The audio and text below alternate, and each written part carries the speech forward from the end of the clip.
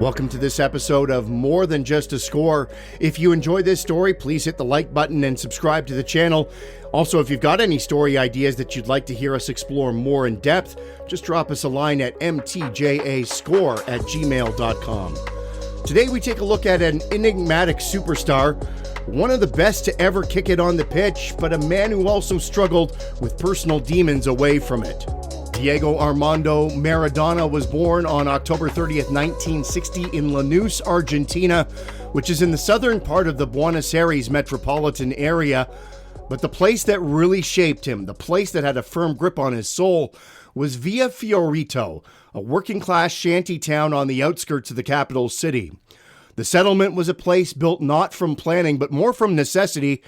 Homes were constructed with scrap wood, sheets of tin, and really whatever could be salvaged. The dirt roads would turn to mud when it rained, but were choking dust when it was dry. Access to electricity was sketchy and unreliable at best. Clean drinking water was far from guaranteed. Yet what Villa Fiorito lacked in comfort, it would make up for in solidarity. The families were close. They shared food and watched each other's children. They leaned on each other in ways that wealthier neighborhoods just never had to. Maradona was the fifth of 8 children. His father was a laborer. He was a quiet man, but his mother, she was the center of the household, firm but endlessly loving. She was deeply religious with an unshakable belief that her son was destined for something greater than the life that surrounded them. From the beginning, Diego understood scarcity. He knew what it meant to want for something and not have it. Shoes were often shared, meals were stretched. Dreams were for practical things. You didn't indulge in them unless they could feed you back. Yet within that environment, Diego found something that required nothing but imagination: a football. The ball became his escape, and with it, a major part of his identity. It was old, often patched up, and sometimes barely even able to hold air, but it was always present. He carried it through the narrow alleys of Villa Fiorito, juggling it as he walked, tapping it against walls, bouncing it off of curbs. The ground was uneven and unforgiving. It was filled with stones and broken glass, so falling or losing control meant scraped knees and bruises. Without realizing it, Diego was training his body to adapt, balance, and improvise. He didn't just play football, he lived it. When the world felt small or cruel, the ball expanded it. With that ball, Diego was not poor. He wasn't invisible. With the ball at his feet, he felt powerful. Neighbors started to notice. There were other children who played, but none like Diego. He didn't chase the ball, it chased him. His touches were soft and deliberate, almost intimate. He could keep the ball in the air for minutes at a time, adjusting his body instinctively as though his left foot had an intelligence of its own. Adults would stop in their tracks just to watch what he was able to do. Something about him felt inevitable. At just 8 years old, Diego was discovered by a local talent scout and taken to Los Cebollitos, the youth team affiliated with Argentinos Juniors. It was the first time leaving Villa Fiorito regularly, and at first he was shy, small and often wearing borrowed clothes, but the moment the ball rolled toward him, the nervousness disappeared. In that ball, he found his identity. Now, Los Cebollitos was legendary. They went years without losing a match, and Diego was their heartbeat. He dribbled past older boys with ease, not by overpowering them, but by outthinking them. He darted, stopped, accelerated, and twisted defenders around, and had them chasing his shadow. Coaches didn't try to mold him. They knew well enough not to interfere. By the age of 10, Maradona was performing halftime exhibitions in professional stadiums. Tens of thousands of people watched this child juggle a ball endlessly, the applause growing louder and louder with every impossible touch. Television cameras captured him smiling, relaxed, completely at ease, even under the pressure. Argentina, and really the world, hadn't seen anything like him before.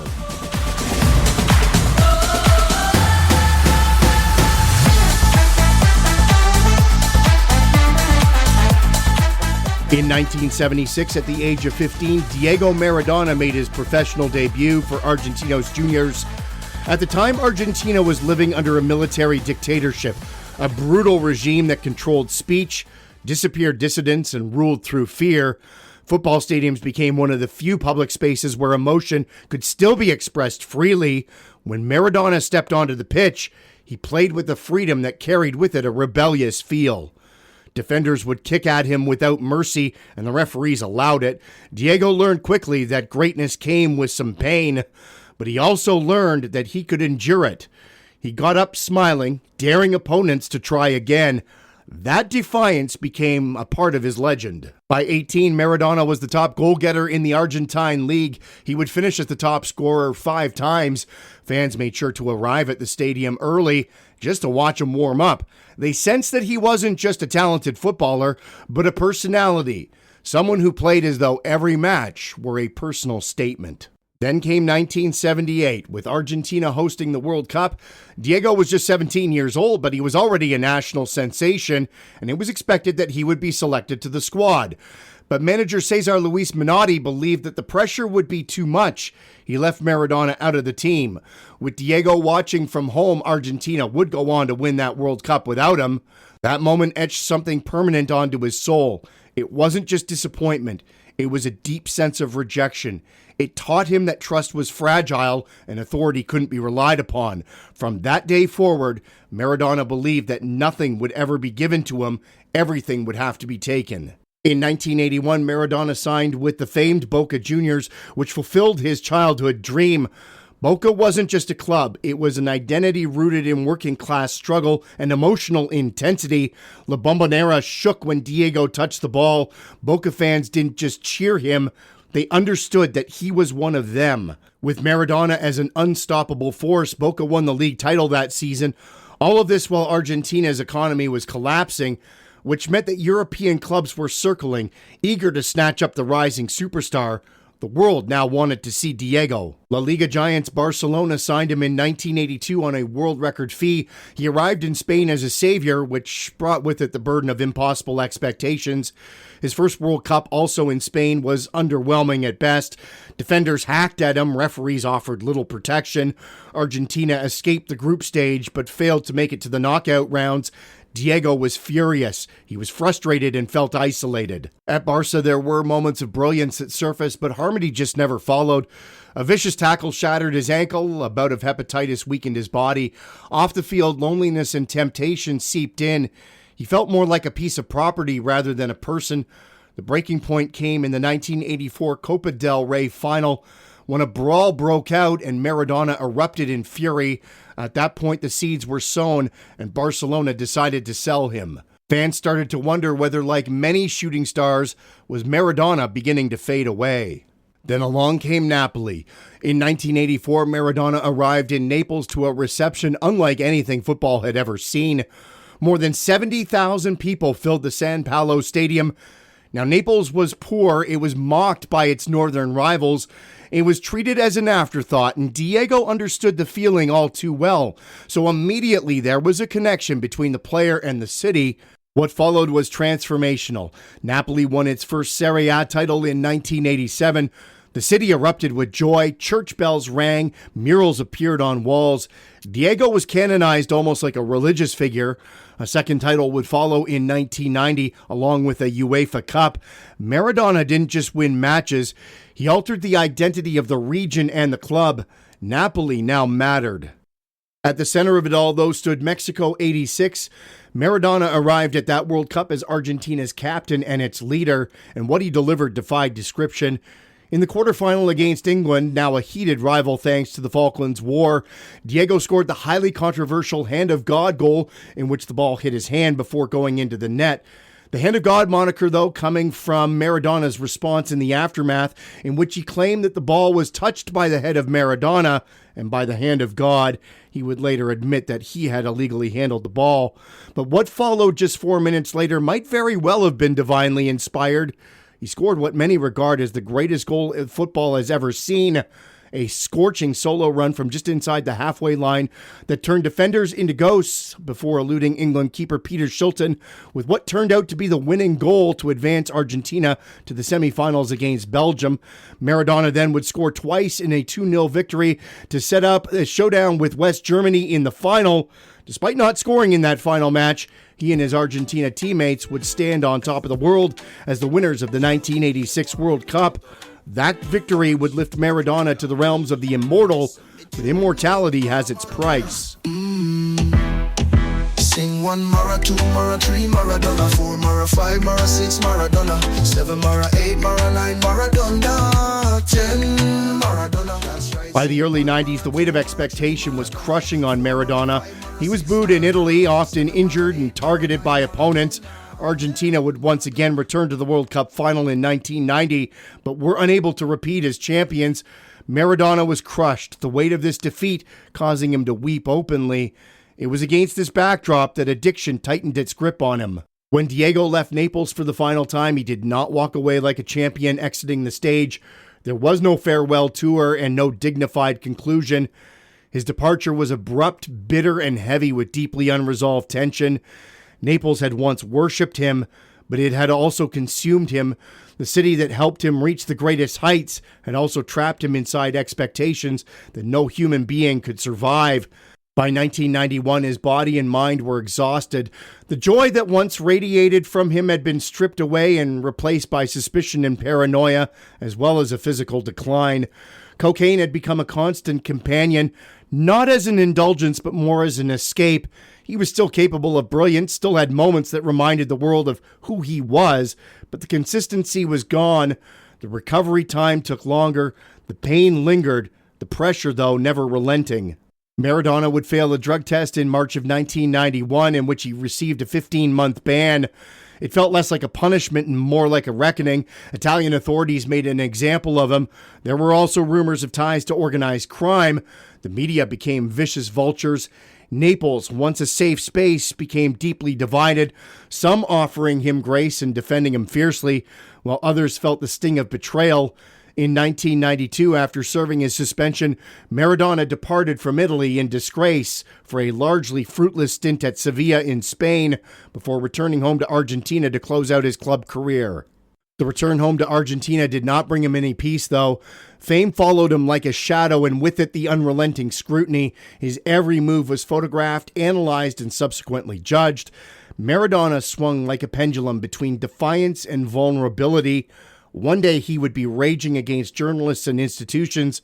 The next he would appear fragile, bloated, and visibly unwell. He spoke openly about feeling empty, about losing control, and being tired of being Diego Maradona. The pitch no longer felt like a refuge. It felt more like an obligation. His stints at Newell's Old Boys and Boca Juniors hinted at flashes of the old magic, but the body could no longer keep up with the mind. His burst and acceleration were gone. His endurance became limited.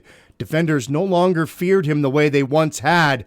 For a player whose entire identity was built on being untouchable, this was a devastating loss. Yet Diego refused to accept finality. The 1994 World Cup became his last great gamble. Against all odds, Maradona arrived in the United States leaner, fitter, and seemingly reborn. He trained obsessively, smiled again, and for a brief moment, felt like redemption might be possible. Against Greece, he scored a goal reminiscent of his youth. It was controlled, precise, and instinctive. He celebrated by screaming directly into the camera, eyes wide, veins bulging, as if daring the world to believe in him again. Then days later, it all ended. Another failed drug test, bringing with it another ban. The image of Maradona being led away by a nurse hand in hand remains one of the most haunting in sports history. He looked confused and broken, his playing career all but over, even if he never fully accepted it, and what followed was more of an exile than a retirement.